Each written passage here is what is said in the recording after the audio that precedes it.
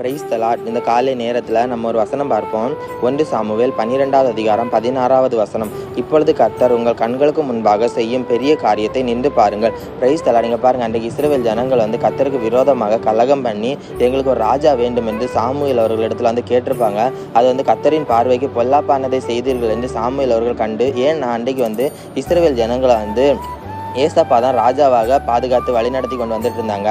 இது கர்த்தரின் பார்வைக்கு நீங்கள் பொல்லாப்பானதை செய்தீர்கள் என்று காணும்படியாக இன்றைக்கு நான் ஏசப்பா இடத்துல இடி முழக்கத்தையும் மழையும் விண்ணப்பம் பண்ணுவேன். அவர் எனக்கு கட்டளை இடுவார் என்று நீங்கள் காண்பீர்கள் என்று ஏசப்பா ஜனங்களிடத்துல சொல்லிடுவாங்க. இங்கே பாருங்கள், அன்றைக்கு ஏசப்பா இடி முழக்கத்தையும் மழையும் கட்டளை இடுவாங்க.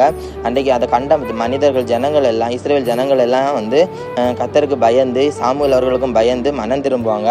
இங்கே பாருங்கள், இன்றைக்கு கூட நம்மளும் ஏசப்பாவை புறம்பே தள்ளிவிட்டு நம்ம மனிதர்களை அதிகாரிகளை தேடி ஓடுகிறவர்களாக இருக்கிறோம்.